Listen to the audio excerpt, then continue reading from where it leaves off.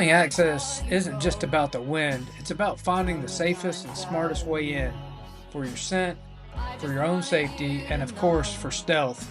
Hill country can be tough. Here's what has worked for me over the years.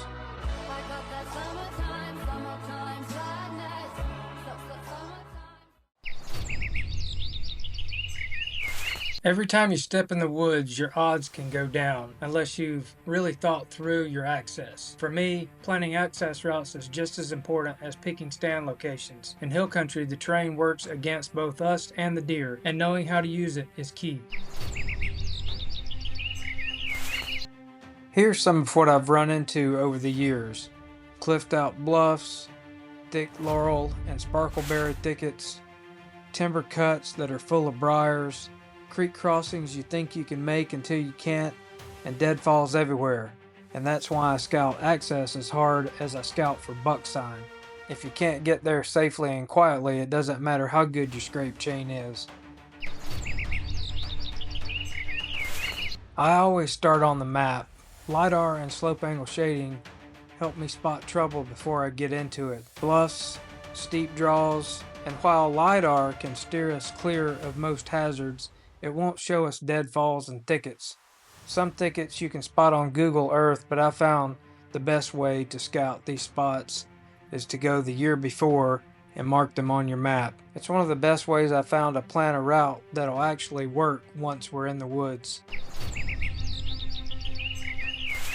Deer usually know the best crossings, and a lot of times I use them too, but I try to pick my spots so I'm not laying scent right on their trails. Sometimes that's just not possible, but the more you can move away from the main deer crossing or use a secondary one that's nearby, the better off you're going to be. When ridgetop access is needed to avoid mature buck sign and travel routes, what's worked for me is staying about 10 to 15 yards off the spine where the doe and young buck trails tend to be.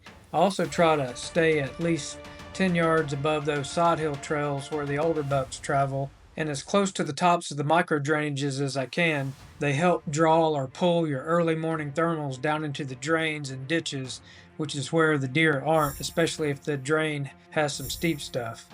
Staying out of the upper 1/3 where a lot of older bucks move has helped me alert fewer deer overall, and if a deer does cross my ground set, I'd rather it be a young buck than a big one.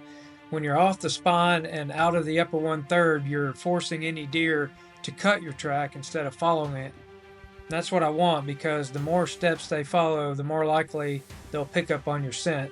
I always try to avoid brushing through thickets when possible, leaving my scent on a foliage or brush, but sometimes that's where the deer are. When that's the case, I try to avoid skirting the edge where the deer travel, but just off it, maybe 10 to 15 yards, because if you give a mature buck too many chances to smell you, he'll beat you, no matter what your scent control measures are.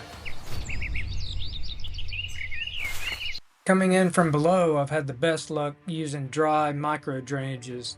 They're usually quieter, cooler, and help pull your scent down. I'll even clear debris out of these in the off season if I plan to hunt the same area again. That's the main difference for me. That last 200 yards to your spot is everything, especially if you're going to get close to a scrape or bedding. For me, that's where I slow way down and double check my wind and thermals. If a buck's bedded near a generational scrape, you can't have him picking up on your scent, not at the scrape, not in his bed, not on his overall travel route. I like to find a tight, low micro drain for that final approach if I can. Public land parking can force your hand sometimes. What's worked best for me is being able to walk further if it means the wind and the thermals will be right. Starting wrong guarantees you're burning that spot. Better to start an extra mile out if that's what it takes. Smarter access keeps your spots fresher and gives you more chances at a daylight buck. It's not easy in hill country, far from it. But if you put in the time to plan your route, it'll pay off. That's what's worked for me. Maybe it'll help you too. If you'd like to see more about how I hunt these hill country bucks, be sure to subscribe. And good luck this season.